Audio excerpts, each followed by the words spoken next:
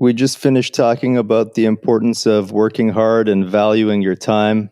Next, there's a few tweets on the topic of working for the long term. The first tweet is, become the best in the world at what you do. Keep redefining what you do until this is true. If you really want to get paid in this world, you want to be number one at whatever it is that you're doing. And it can be niche. That's the point. It can literally be you're getting paid for just being you. At this point, some of the more successful people in the world are that way. Oprah gets paid for being Oprah. Joe Rogan gets paid for being Joe Rogan. And they're being authentic to themselves. So what this tweet is trying to say simultaneously is that you want to be number one, but you want to keep changing what you do until you're number one. You can't just pick something arbitrary. You can't say, I'm going to be the fastest runner in the world, and now you got to beat Usain Bolt.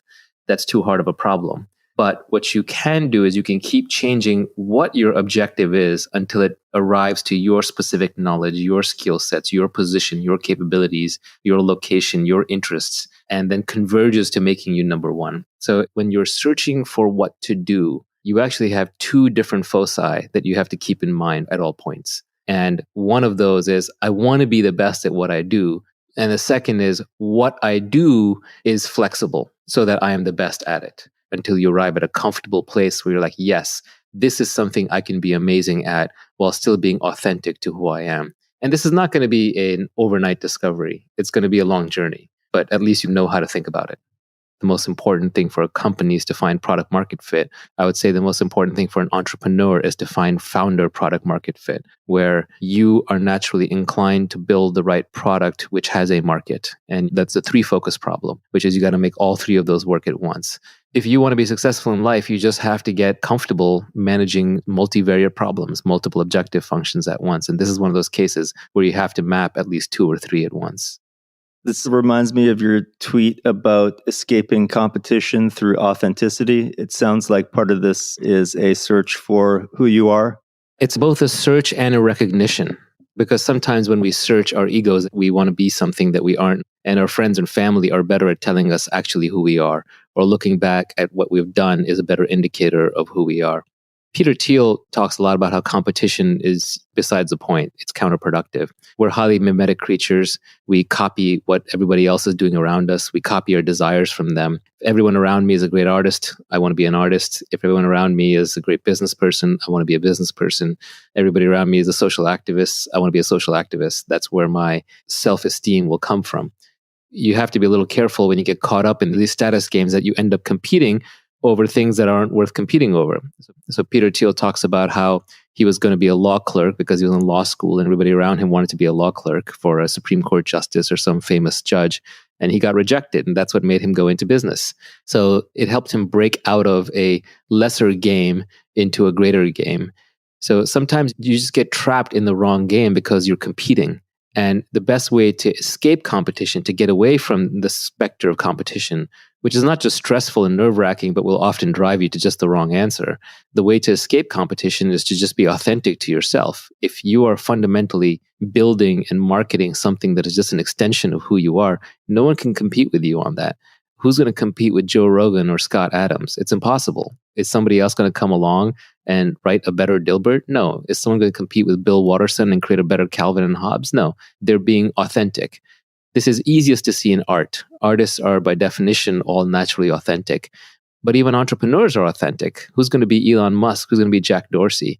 These people are authentic, and the businesses and products that they create are authentic to their desires and their means. If somebody else came along and started launching rockets, I don't think it would faze Elon one bit. He's still going to get to Mars because that's his mission.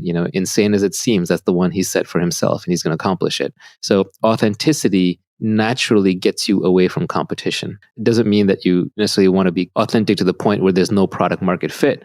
It may turn out you're the best juggler on a unicycle, but maybe there just isn't that much of a market for that, even with YouTube videos.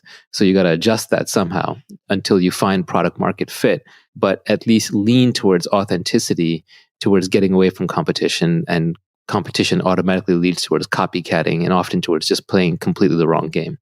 Especially in entrepreneurship, the masses are never right. If you see a lot of people tweeting about what a great market to enter is, or you see journalists talking about a company is terrible, they don't know anything. If the masses knew how to build great things and create great wealth, we'd all already be done. We'd all already be rich by now. So in a sense, when you see a lot of competition, sometimes that indicates to you that the masses are already here. So it's already competed over too much and there's nothing here, or it's in the wrong trend to begin with.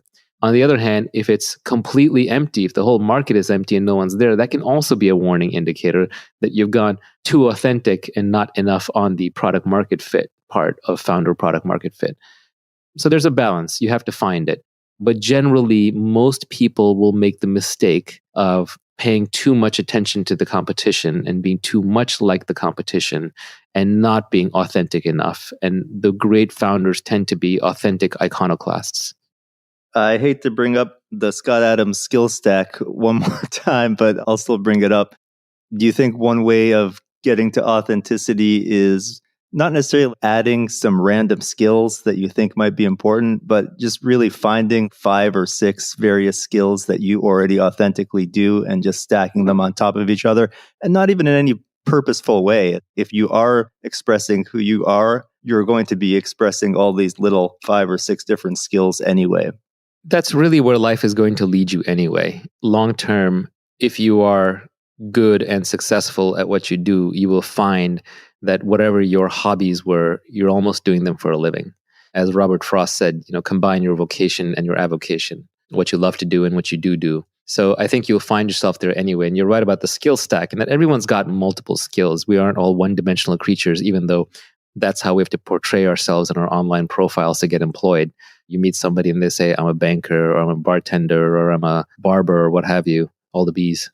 But people are multivariate. They have a lot of skills. One banker might be good at finance. Another one might be good at sales. A third one might be just good at macroeconomic trends and have a feel for the markets. Another one might be really good at picking individual stocks. Another one might just be good at maintaining relationships rather than selling new relationships. So everyone's going to have their various niches, and you're going to have multiple niches. It's not going to be just one. So over time, you will find as you go through your career, both you will gravitate towards the things that you're good at, which by definition are almost the things you enjoy doing. Otherwise, you wouldn't be good at them. You wouldn't have put in the time.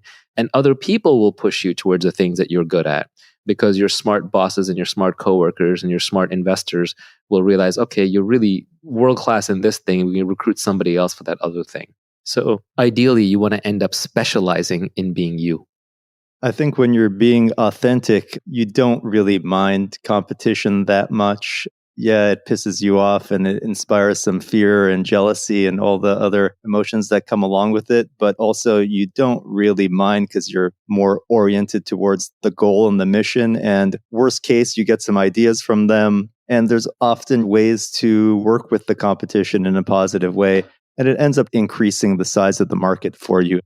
Yeah, sometimes it depends on the nature of the business. Silicon Valley tech industry businesses tend to be winner take all, at least the good ones. And so when you see competition, it can make you fly into a rage because it really does endanger everything you've built. Whereas if I was opening a restaurant and a more interesting version of the same restaurant opens up in a different town, that's fantastic. I'm just going to lift from them what's working and drop what I can see that they have already figured out is not working. So it does depend to some extent on the nature of the business. That said, even the businesses that seem like that they are often in direct competition really aren't. They can end up adjacent or slightly different. You're one step away from a completely different business. And sometimes you need to take that one step.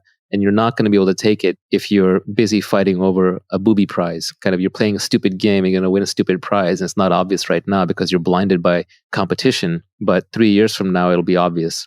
To give a simple example, when I was first starting companies, one of my first ones was called Epinions, which was an online product review site for all the products out there that was independent of Amazon. And that space eventually turned into TripAdvisor and Yelp, which is where we should have gone. We should have done more local reviews because there's more value to having a review of a scarce item like in a local restaurant than it is of an item like a camera, which is going to have 1,000 reviews on Amazon. But before we could get there, we got caught up in the whole comparison shopping game. And so we ended up merging with Deal Time, and we competed with MySimon and BizRate, which became Shopzilla, and Price Grabber and Nextag, and a whole bunch of these price comparison engines. And we're all caught in fierce competition with each other. And that whole space went to zero because it turns out Amazon won e-tail completely. So there was no need for price comparison. Everyone just went to Amazon. But we got the booby prize because we were caught in a competition with a bunch of our peers, when really we should have been looking at what the consumer really wanted and being authentic to ourselves, which was reviews and not price comparison, and gone more and more into more and more esoteric items that needed to be reviewed where customers had less and less data and wanted reviews more badly. So if we'd stayed authentic to ourselves, we would have done better.